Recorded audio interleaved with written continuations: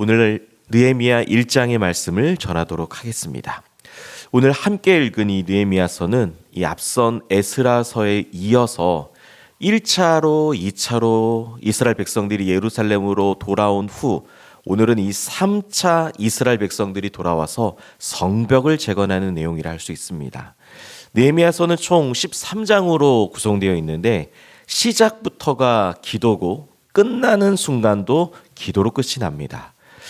그런 의미에서 느헤미야서는 이 신앙인으로서 어떻게 살아가야 되는지에 대한 어떻게 보면 표본적인 모범적인 모습입니다.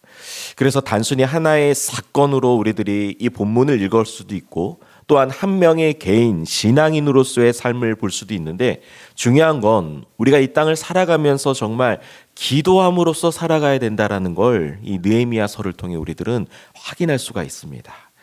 느헤미야의 기도를 좀 살펴보면 항상 느헤미야는 이 절망적인 속에서 하나님께 부르짖었습니다. 그러니까 상황을 보고 기도하지 않을 수 없었다라는 거죠. 저는 사실은 이 대목을 보면서 좀 그런 생각을 했습니다. 요즘에는 신자들이 상황이 좋지 않는데도 기도하지 않는 모습들이 종종 있습니다. 기도해야 되는 상황이 분명한데 기도하지 않고 있는 거죠. 그런데 느헤미야서는 기도할 만한 상황이 되었을 때 반드시 기도의 자리로 나아간다는 거죠. 그리고 느헤미야의 기도는 이 개인의 기도뿐만 아니라 민족의 회복, 하나님 나라의 회복을 위해서 기도하는 사람입니다. 그러한 의미에서 여러분들 이 느헤미야서를 읽고 묵상할 때 우리들이 또 확인할 수 있는 건 뭐냐면 사실은 우리는 우리 안에 있는 부분들을 기도하지만 사실은 신자들은 더 크게 하나님 나라를 위해서도 기도할 수 있어야 된다는 것입니다. 특별히 느헤미야가 기도를 하면서 항상 삶에서 먼저 하나님 앞에 어떻게 보면 백성들 앞에서 뛰어난 리더십으로 솔선수범하는 모습도 있습니다.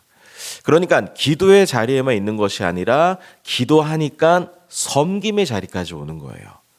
우리는 보통 이제 섬김의 자리만 우리는 머무는 경우가 있는데 느헤미야는 기도를 하니까 내가 할 일들이 보이고 기도를 하니까 내가 어떻게 살아가야 되는지를 볼 수 있기 때문에 삶의 자리에 가서 실제로 믿음의 삶을 동시에 살아가고 있습니다. 여러분들 그리고 이 느헤미야서의 핵심이라고 할 수 있는 성벽 재건을 한 후에 느헤미야는 백성들과 함께 말씀 신앙 공동체를 꿈꿉니다.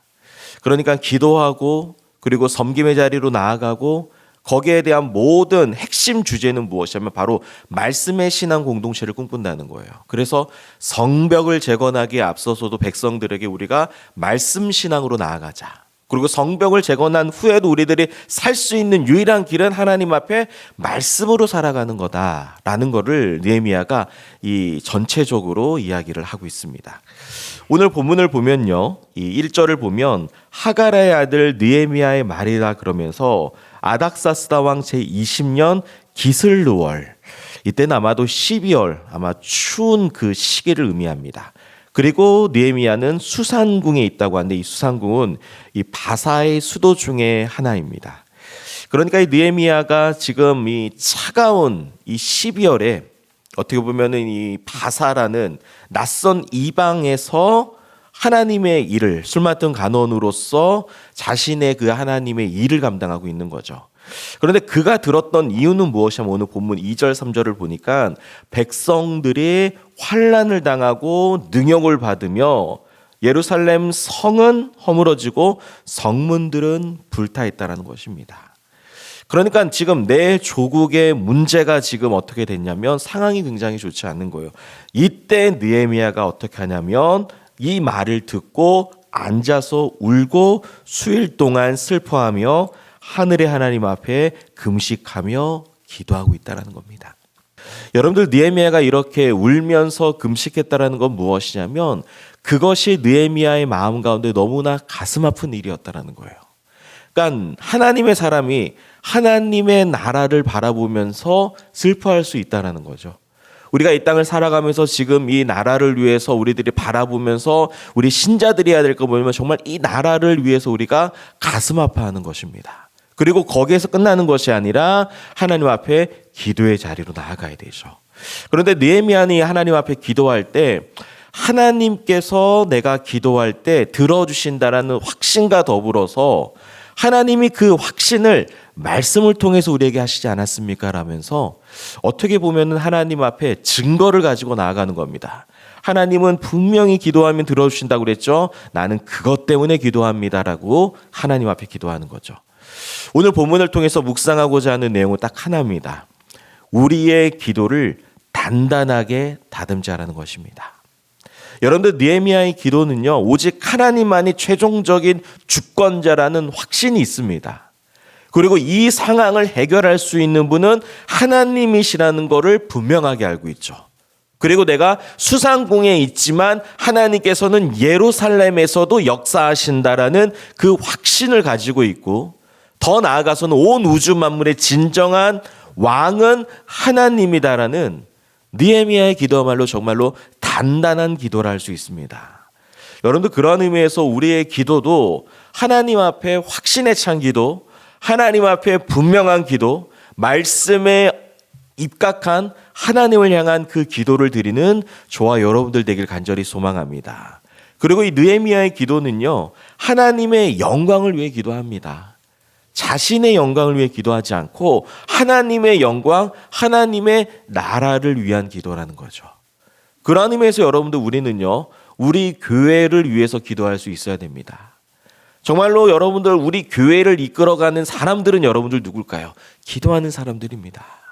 하나님께서는 철저히 기도하는 신자들을 통해서 그 기도의 필요를 하나님께서 돌보아 주신다는 거죠. 사실 그 기도는 누구냐면 내 기도가 아니라 바로 다른 사람, 우리의 신자들, 우리의 셀 가족을 위한 기도로 자연스럽게 우리는 나아갈 수가 있다는 것이죠. 여러분들, 특별히 오늘 이 아침에 우리가 우리의 기도가 정말로 빈약한 기도가 아닌지 좀 돌아보았으면 좋겠습니다. 우리의 욕심과 우리의 안녕과 우리의 필요를 위해서만 기도하는 것이 아니라 기도하실 때 하나님 자체를 구하는 기도가 되길 간절히 소망합니다. 그러니까 우리가 기도한다는 것 자체가 하나님께 영광을 돌린다. 그리고 기도한다는 것 자체가 하나님을 위한 일이다. 그리고 우리가 기도하는 자체가 하나님 나라라는 큰 하나님의 지상 명령을 바라보면서 정말로 우리의 기도가 정말 협소하고 이 땅을 위한 기도가 아니라 하늘을 위한 기도로 드리는 저와 여러분들 되기를 간절히 소망합니다. 그래서 오늘 이 하루도 정말 하나님의 나라를 위해서 기도하십시오. 그리고 이 나라 민족을 위해서도 기도하십시오. 그리고 주님의 몸인 우리 동산교회를 위해서도 기도하실 때 하나님께서 크신 은혜로 우리와 함께 하실 줄 믿습니다.